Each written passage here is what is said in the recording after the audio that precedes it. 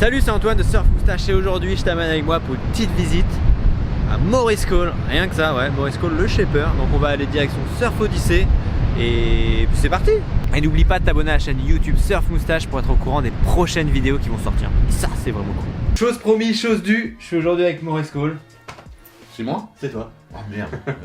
Ok, c'est moi. Pour te présenter à ceux qui ne te connaissent pas jusqu'à présent, est-ce que tu peux nous dire quand est-ce que tu as commencé à shaper?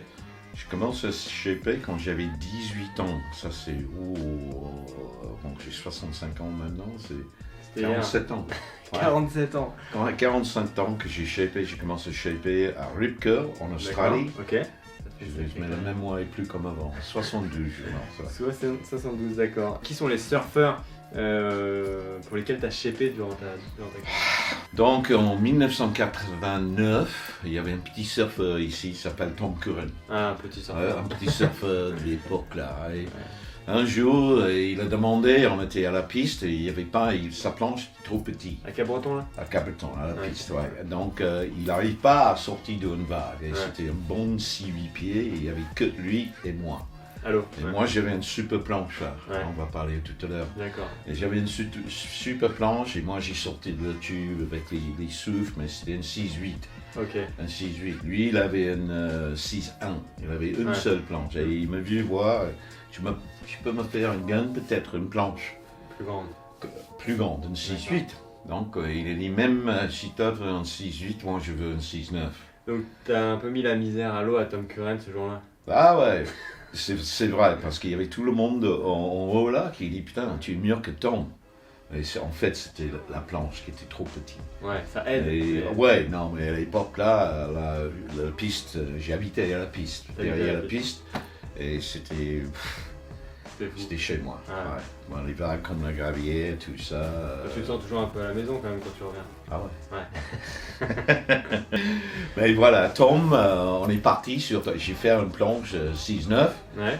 J'ai fait une première, après il a dit putain, il faut qu'on fasse ça, et j'ai fait un autre. Ok. Donc il a gagné le championnat du monde cette année-là avec mes planches et une planche de Tom, de Elmerick. Toi, ce que tu fais, c'est principalement des planches de surf performance. Ouais. Shortboard performance. Ah ouais. Il n'y avait que ça à l'époque, il n'y avait pas les hybrides, il n'y avait rien comme ça. C'était que pour les compètes. Ouais, d'accord. Ouais. Et tu t'es toujours focus là-dessus? Non, pas maintenant. Moins là-dessus? Moins, parce que les gens, ils ont presque les planches déchirées. D'accord. Ils ne travaillent pas sur les... Comme moi, j'ai avec Tom.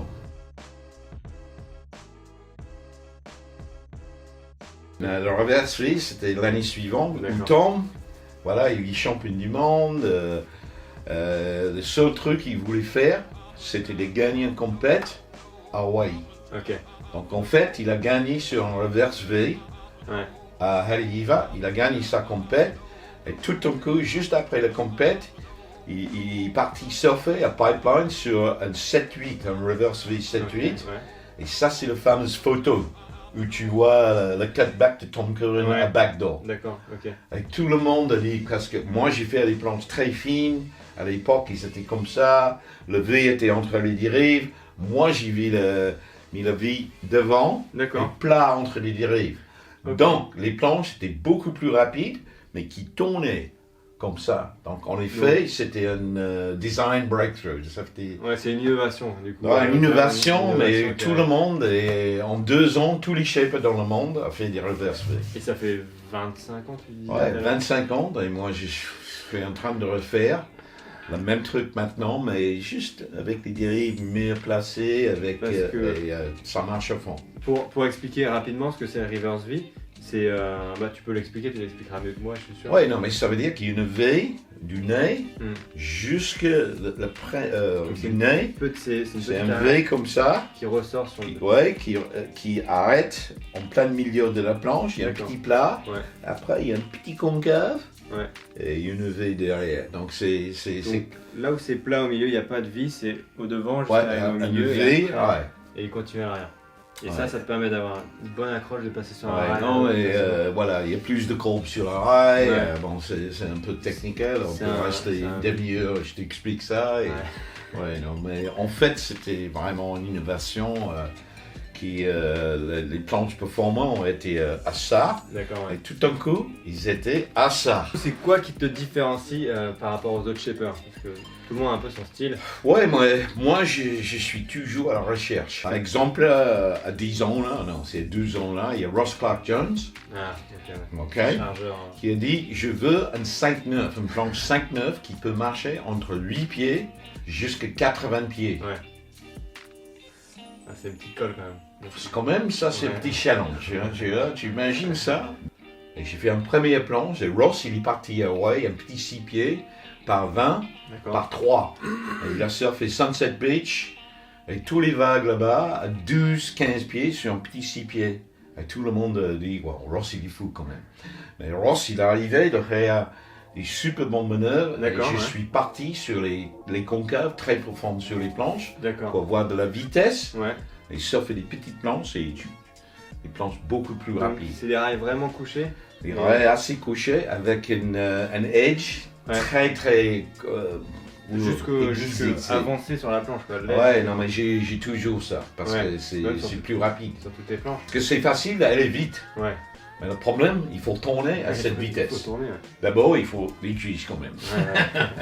Mais Ross, il a les cuisses comme ça.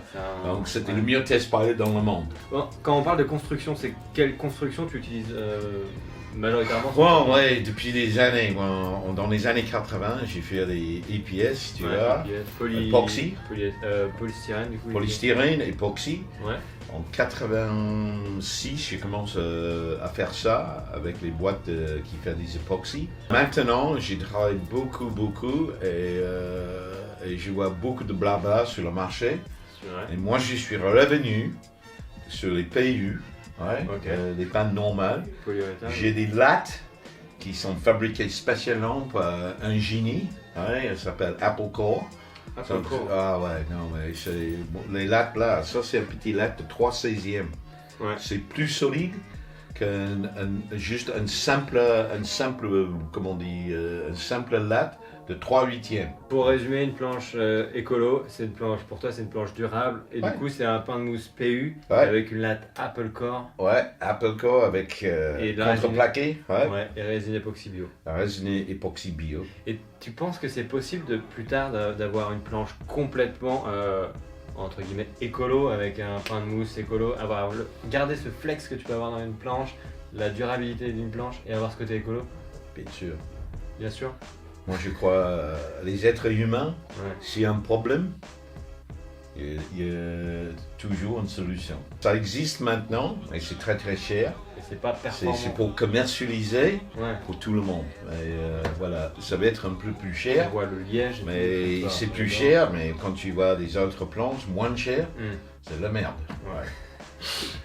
Pour toi, ce serait quoi la board de tes rêves? J'ai déjà eu une planche, que j'ai fait dans les années 80. Et c'était une planche qui a changé ma vie. J'ai toujours la planche.